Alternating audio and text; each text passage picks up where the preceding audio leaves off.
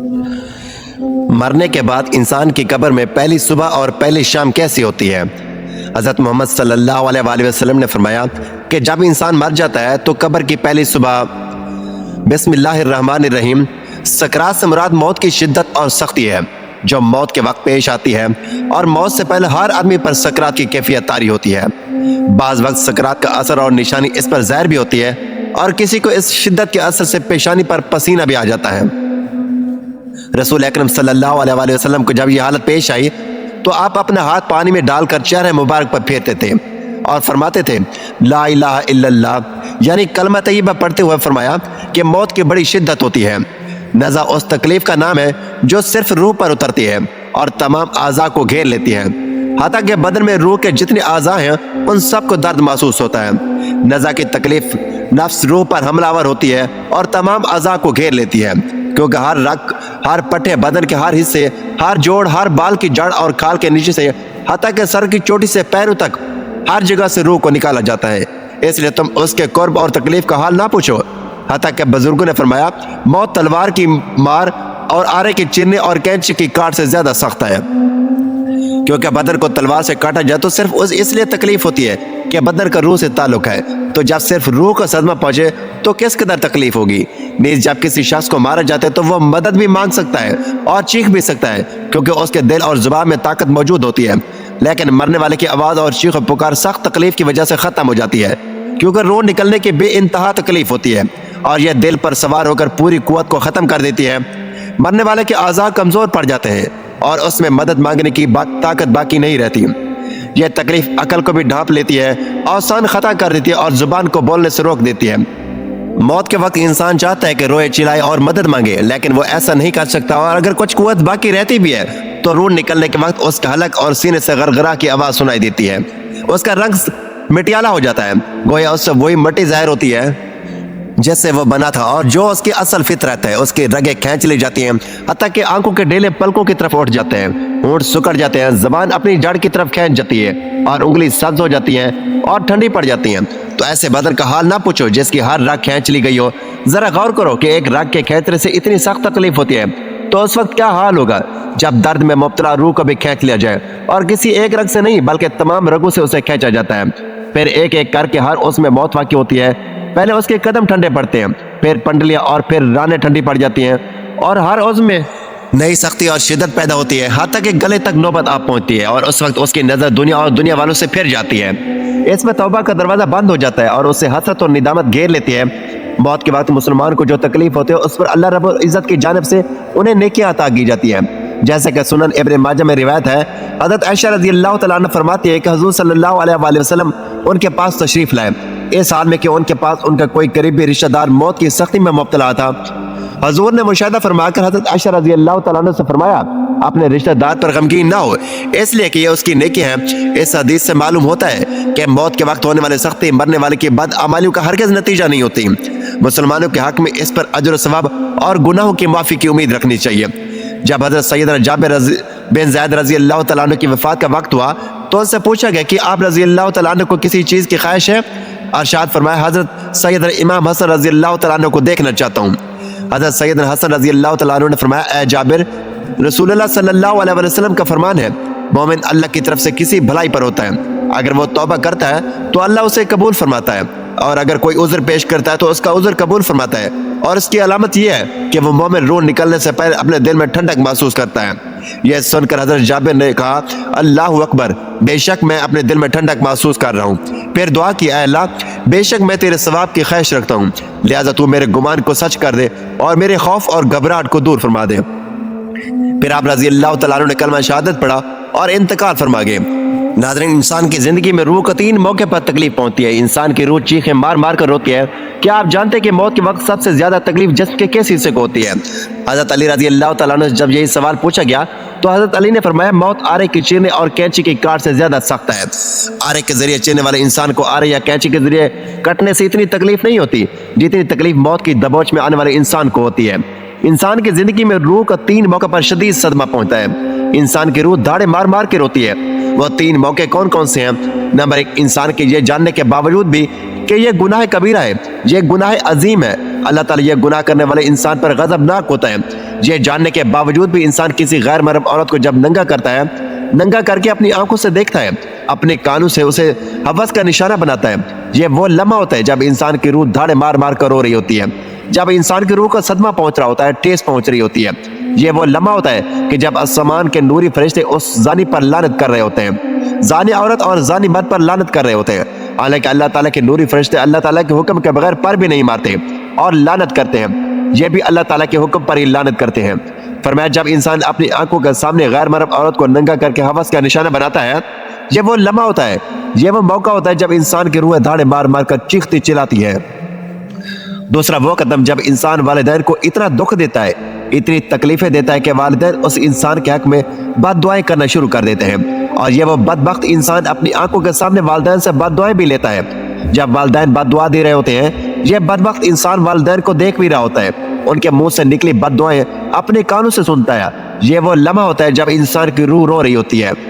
تیسرا موقع جب موت کا فرشتہ حضرت اسرائیل علیہ السلام انسان کی روح کو جسم سے الگ کرتے ہیں، انسان کی روح جسم سے کھینچ کے باہر نکالتے ہیں۔ ظاہر ہے روح کا جسم سے گہرا تعلق ہے، تو جب یہ دونوں الگ الگ ہوتے ہیں روح کو گہرا صدمہ پہنچتا ہے۔ انسان کے جسم پر چھوٹا سا کانٹا لگ جائے تو انسان کو کتنی تکلیف ہوتی ہے، چھوٹی سی چوٹ لگ جائے انسان کو کتنی تکلیف ہوتی ہے، تو جب روح کو تکلیف پہنچے، جب روح کو صدمہ پہنچے، اس وقت انسان کو کتنی تکلیف ہوتی ہوگی۔ حضرت حکیم لقمان سے پوچھا گیا کہ حضرت موت کے وقت جسم کا وہ کون سا حصہ ہے جس کو سب سے زیادہ تکلیف ہوتی ہے، سب سے زیادہ صدمہ پہنچتا ہے؟ حضرت حکیم لقمان نے فرمایا انسان کے وجود کا وہ حصہ جس کا روح کے ساتھ گہرا تعلق ہے، اس حصے کو بہت زیادہ تکلیف ہوتی ہے۔ پوچھا کہ حضرت وہ کون سا حصہ ہے جس کا انسان کی روح سے گہرا تعلق ہے؟ حضرت حکیم لقمان نے فرمایا اس حصے کو انسان کے وجود کا مرکز کہا جاتا ہے، یہ وہ حصہ ہے جو روح کے بغیر زندہ نہیں رہ سکتا۔ جیسے ہی روح جسم کو الوداع کہتی ہے، دل بھی کام کرنا چھوڑ دیتا ہے، اور جب یہ دونوں ایک دوسرے سے الگ ہوتے ہیں، دونوں تکلیف میں ہوتے ہیں، دونوں کا درد انسان کا وجود برداشت نہیں کر پاتا۔ مرتے وقت ناخنوں کے درد کو بھی انسان محسوس کرتا ہے، بالوں کے درد کو بھی انسان محسوس کرتا ہے، حالانکہ یہ وہ حصہ ہے جس کے کاٹنے سے انسان کو تکلیف نہیں ہوتی، لیکن موت کے وقت ان کی تکلیف انسان محسوس کرے گا۔ تو فرمایا موت کے وقت سب سے زیادہ تکلیف دل کو ہوگی۔ فرمایا اس دل کو پاک کر لو، اس دل کو پتھر نہ بناؤ، اس دل کو نرم کر لو۔ آپ صلی اللہ علیہ وسلم سے پوچھا گیا اگر دل پتھر بن جائے تو ان پتھر دلوں کو نرم کرنے کا کوئی نسخہ بتا دے۔ آپ نے فرمایا پتھر دلوں کو نرم کرنے کا ایک ہی نسخہ ہے، وہ ہے مسکینوں کو کھانا کھلانا، یتیموں کا سروں پر شفقت بھرا ہاتھ رکھنا۔ مسکینوں کو کھانا کی تم کھلاؤ، تمہارے دلوں کو نرم میرا اللہ کرے گا۔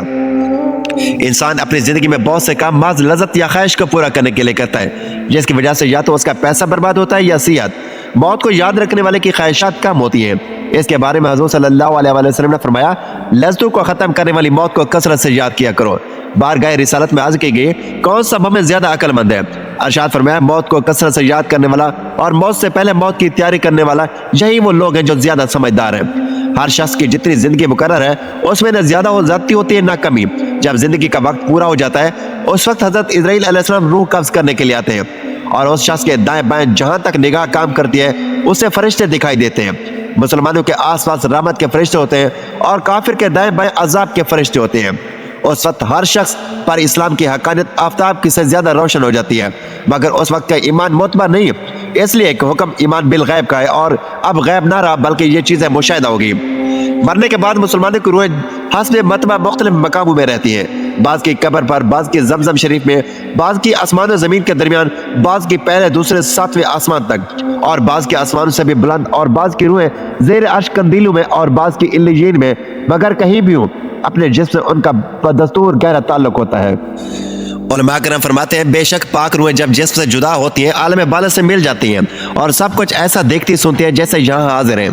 حدیث میں فرمایا گیا کہ جب مسلمان مرتا ہے اس کی راہ کھول دی جاتی ہے، جہاں دل چاہے جائے مردہ کلام بھی کرتا ہے، اور اس کے کلام کو جن اور اس کے سوا تمام حیوانات وغیرہ سنتے بھی ہیں۔ جب مردے کو قبر میں دفن کرتے ہیں اس وقت اس کو قبر دباتی ہے، اگر وہ مسلمان ہے تو اس کا دبانا ایسا ہوتا ہے جیسے ماں پیار سے اپنے بچے کو گود میں لیتی ہے، اور اگر وہ کافر ہے تو اس کو اتنے زور سے دباتی ہے کہ ادھر کی پسلیں ادھر اور ادھر کی پسلیں ادھر ہو جاتی ہیں۔ جب دفن کرنے والے دفن کر کے وہاں سے چلے جاتے ہیں تو وہ ان کے جوتوں کی آواز سنتا ہے، اس وقت اس کے پاس دو فرشتے اپنے دانتوں سے زمین کو چیرتے ہوئے آتے ہیں اور نہایت سختی کے ساتھ کرخت آواز میں سوال کرتے ہیں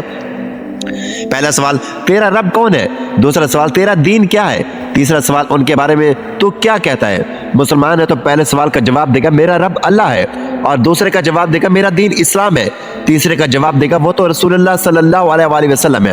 اس وقت آسمان سے ایک منادی ندا کرے گا کہ میرے بندے نے سچ کہا، اس کے لیے جنت کا بچھونا بچھاؤ اور جنت کا لباس پہناؤ، اور اس کے لیے جنت کی طرف ایک دروازہ کھول دو، جنت کی ہوا اور خوشبو اس کے پاس آتی رہے گی، اور جہاں تک نگاہ جائے گی وہاں تک اس کی قبر کشادہ کر دی جائے گی، اور اس سے کہا جائے گا کہ تو سو جا۔ پہلے اس کے بائیں ہاتھ کی طرف جہنم کی کھڑکی کھولیں گے جس سے گرم ہوا اور سخت بدبو آئے گی، پھر وہ بند کر دیں گے، اور اس کے بعد دائیں طرف سے جنت کی کھڑکی کھولیں گے، اور اسے کہا جائے گا کہ اگر تو ان سوالوں کے صحیح جواب نہ دیتا تو تیرے واسطے وہ تھی اور اب یہ ہے، تاکہ وہ اپنے رب کی نعمتوں کی قدر جانے کہ کیسے بلائے عظیم سے بچا کر کیسی نعمت عظمی عطا فرمائی۔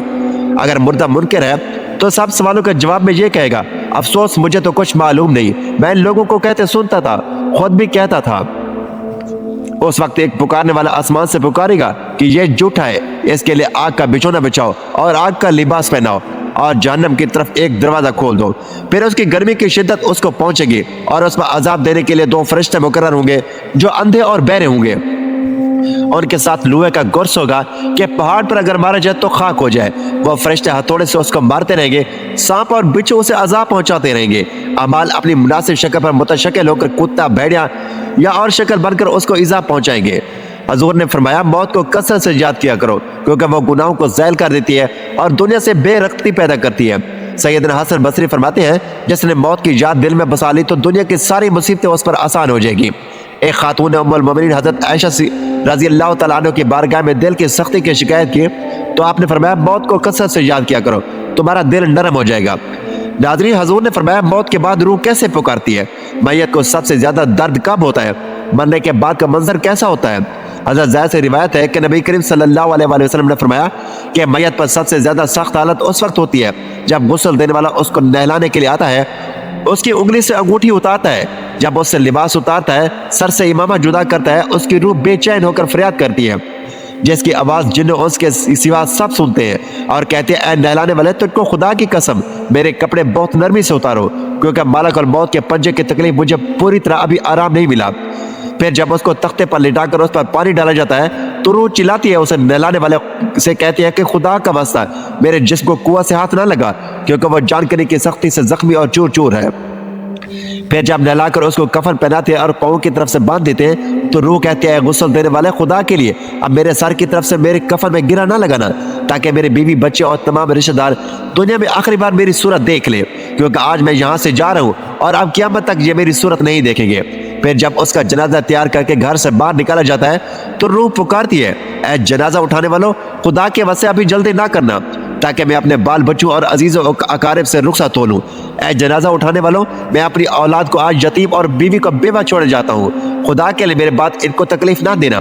اپنا گھر اور مال و اسباب دوسروں کے لیے چھوڑے جاتا ہوں، اب یہاں کبھی واپس نہیں آؤں گا، قیامت تک کسی کی صورت نہ دیکھوں گا۔ پھر جب جنازہ اٹھا کر لے چلتے ہیں تو میت کہتی ہے اے میرے بھائیوں میں نے آج تک جو کچھ مال و اسباب جمع کیا تھا وہ صرف وارثوں کے لیے تھا، آج ان میں سے کوئی میرے گناہوں کا ذرا سا بھی بوجھ اٹھانے کے لیے راضی نہیں ہے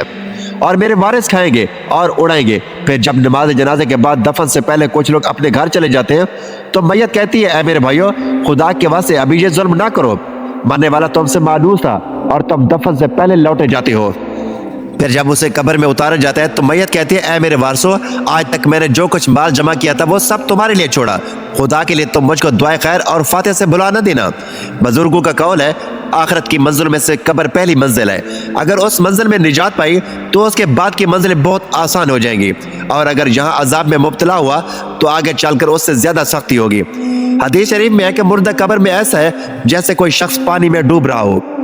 اور مدد کے لیے فریاد کرتا ہو، مردہ ہر وقت اپنے ماں باپ، بہن بھائی یا اولاد اور دوستوں وغیرہ سے دعائے خیر اور فاتحہ کا منتظر رہتا ہے۔ جب اس کے پسماندگان کی طرف سے کوئی تحفہ ثواب پہنچتا ہے تو اس کے لیے تمام دنیا اور جو کچھ دنیا میں اس سے محبوب اور مرغوب ہوتا ہے، اور اللہ تعالیٰ اس کے رشتہ داروں کی دعائے خیر کے ثواب کو قبرستان والوں پر پہاڑوں کے برابر داخل فرماتا ہے۔ موت ایک ایسا دروازہ ہے جس میں سب لوگوں نے داخل ہونا ہے۔ حضرت عثمان غنی جب کسی قبر پر جاتے تو اتنا روتے کہ ان کی داڑھی آنسو سے تر ہو جاتی ہے۔ آپ سے پوچھا گیا کہ آپ جنت و جہنم کا تذکرہ کرتے ہیں تو نہیں روتے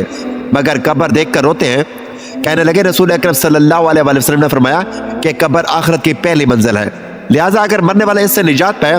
تو بعد کے مناظر اس کے لیے کہیں زیادہ آسان ہو جاتے ہیں، اور اگر اس کی تکلیف سے نجات نہ پائے تو بعد کے مراحل اس سے بہت زیادہ سخت ہیں۔ اور فرمایا کہ رسول اکرم صلی اللہ علیہ وآلہ وسلم کا ارشاد ہے، میں نے کبھی کوئی منظر نہیں دیکھا مگر قبر اس سے زیادہ سخت ہے کہ ہمارے لیے ان قبر میں عبرت ہے۔ مالدار، فقیر، طاقتور اور کمزور دنیا میں لوٹنے کی خواہش رکھتے ہیں، مال جمع کرنے اور محل بنانے کے لیے نہیں، بلکہ اس لیے کہ کاش ہمیں ایک نماز پڑھنے کی مہلت مل جائے، کاش ہمیں ایک دفعہ سبحان اللہ کہنے کی فرصت دے دی جائے، لیکن اب ناممکن ہے۔ اب اعمال نامے لپیٹ دیے گئے، روح جسم سے نکال لی گئی، زندگی کی مہلت ختم ہے، اب ہر میت اپنے عمل کی مرہون منت ہو کر قبر میں پڑی ہے۔ ناظرین، اللہ تعالیٰ سے دعا ہے کہ اللہ تعالیٰ ہم سب کو دین کی سمجھ بوجھ نصیب فرمائے اور ہمارا خاتمہ ایمان پر فرمائے، آمین۔ ناظرین، ویڈیو اچھی لگے تو ویڈیو کو لائک کریں، شیئر کریں، چینل کو سبسکرائب کریں اور کمنٹ باکس میں اللہ تعالیٰ کے 99 ناموں میں سے ایک نام ضرور ٹائپ کریں۔ اگلی ویڈیو تک کے لیے اجازت دیجیے، اللہ حافظ۔